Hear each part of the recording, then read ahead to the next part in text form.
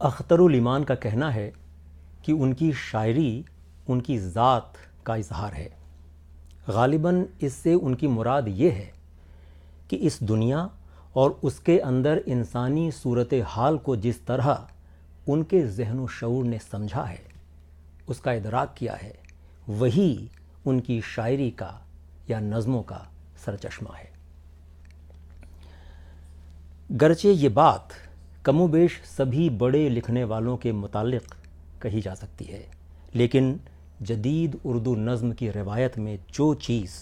اختر الایمان کی شعری شخصیت کا امتیاز قائم کرتی ہے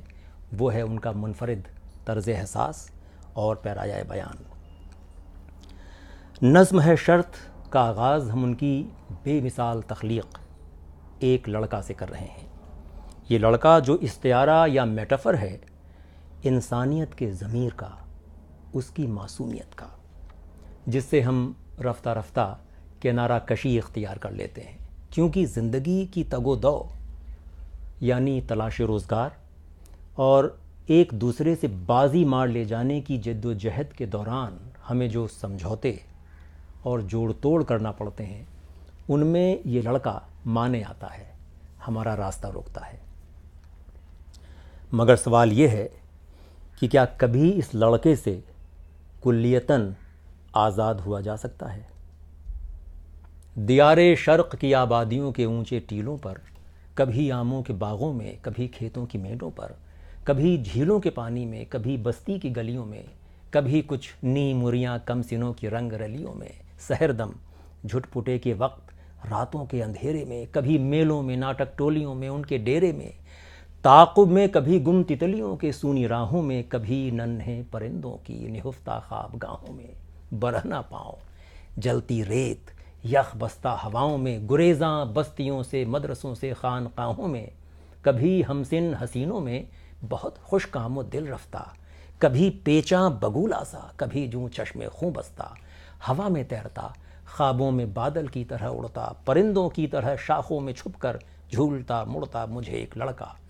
آوارہ منش آزاد سیلانی، مجھے ایک لڑکا جیسے تند چشموں کا رواں پانی نظر آتا ہے، یوں لگتا ہے جیسے یہ بلائے جاں میرا ہمزاد ہے، ہر گام پر، ہر موڑ پر جولاں اسے ہمراہ پاتا ہوں، یہ سائے کی طرح میرا تعاقب کر رہا ہے جیسے میں مفرور ملزم ہوں۔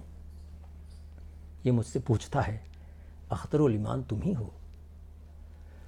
خدائے عز و جل کی نعمتوں کا معترف ہوں میں، مجھے اقرار ہے اس نے زمین کو ایسے پھیلایا کہ جیسے بستر کم خواب ہو، دیبا و مخمل ہو، مجھے اقرار ہے یہ خیمہ افلاک کا سایہ اسی کی بخششیں ہیں، اس نے سورج چاند تاروں کو فضاؤں میں سنوارا، ایک حد فاصل مقرر کی، چٹانیں چیر کر دریا نکالے، خاک اسفل سے میری تخلیق کی، مجھ کو جہاں کی پاسبانی دی، سمندر موتیوں مونگوں سے، کانے لال و گوہر سے، ہوائیں مست کن خوشبوؤں سے معمور کر دی ہیں، وہ حاکم قادر مطلق ہے، یکتا اور دانا ہے، اندھیرے کو اجالے سے جدا کرتا ہے خود کو، میں اگر پہچانتا ہوں اس کی رحمت اور سخاوت ہے۔ اسی نے خسروی دی ہے لئیموں کو مجھے نکبت، اسی نے یاوہ گویوں کو میرا خازن بنایا ہے، تونگر ہرزہ کاروں کو کیا دریوز اگر مجھ کو، مگر جب جب کسی کے سامنے دامن پسارا ہے، یہ لڑکا پوچھتا ہے اختر الایمان تم ہی ہو؟ معیشت دوسروں کے ہاتھ میں ہے، میرے قبضے میں جز ایک ذہن رسا کچھ بھی نہیں، پھر بھی مگر مجھ کو خروش عمر کے اتمام تک ایک بار اٹھانا ہے، عناصر منتشر ہو جانے، نبضیں ڈوب جانے تک، نوائے صبح ہو یا نالۂ شب، کچھ بھی گانا ہے، ظفر مندوں کے آگے رزق کی تحصیل کے خاطر کبھی اپنا ہی نغمہ ان کا کہہ کر مسکرانا ہے، وہ خامہ سوزی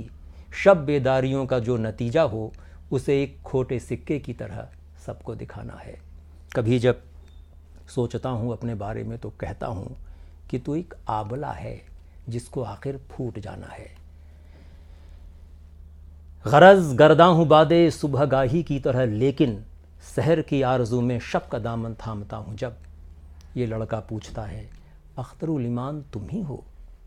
یہ لڑکا پوچھتا ہے جب تمہیں جھلا کے کہتا ہوں وہ آشفتہ مزاج اندوہ پرور تیرا باسا،